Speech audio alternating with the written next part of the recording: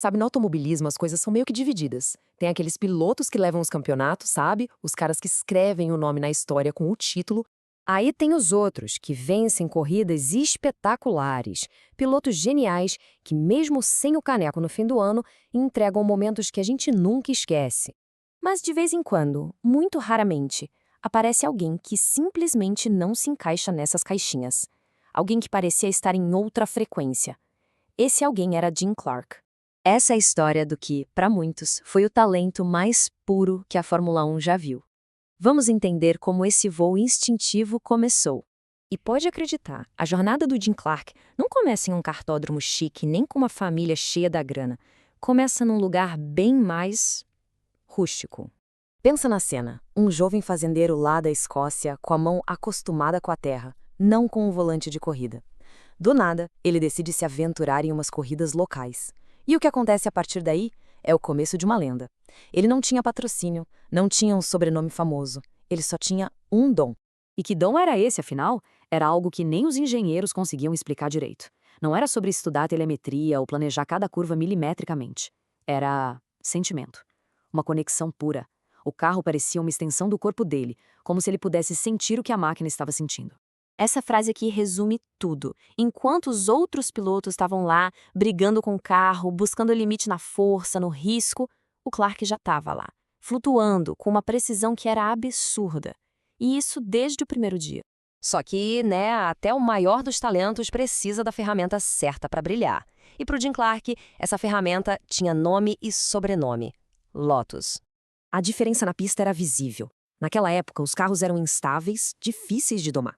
A imagem que todo mundo tinha era de um piloto lutando com o volante.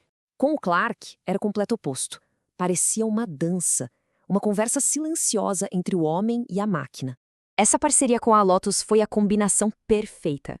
Os carros geniais, mas super frágeis do Colin Chapman encontraram o único piloto no mundo que conseguia tirar cada gota de performance deles, mas com suavidade. Existem histórias de o Clark vencer corridas com o carro se desmanchando, simplesmente porque ele sentia a falha antes de qualquer instrumento e adaptava a pilotagem. Ele não quebrava o equipamento. Com essa sintonia perfeita, o resultado foi inevitável. Um domínio tão completo, tão avassalador, que se tornou quase assustador para os rivais. Os números são uma loucura.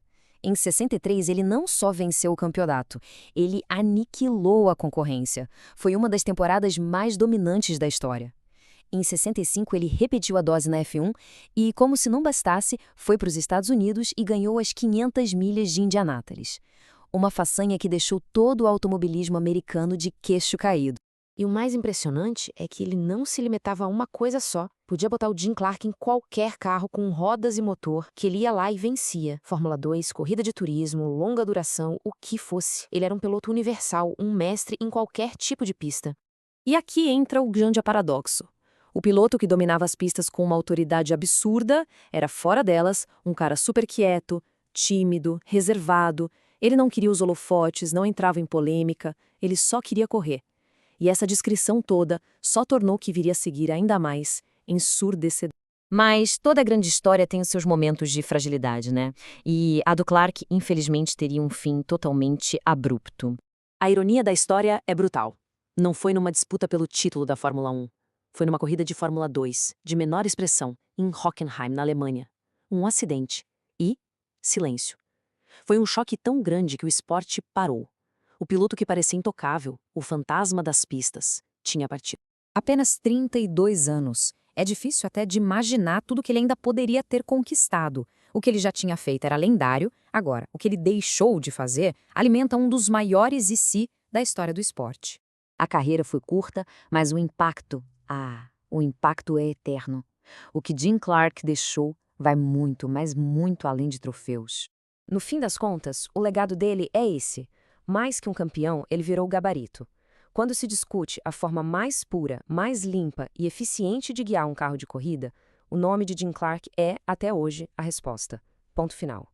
Os recordes dele já são impressionantes, mas a sensação geral é de que a gente só viu o começo. Se ele tivesse tido mais tempo, talvez a gente estivesse falando de números que jamais seriam quebrados. Isso deixa uma pergunta no ar para a gente pensar. Num esporte cada vez mais tecnológico, dependente de dados, de simulador, ainda existe espaço para um talento assim, puramente sensorial, para um novo voo instintivo? Quem sabe, talvez o próximo Jim Clark já esteja por aí. Fica a questão.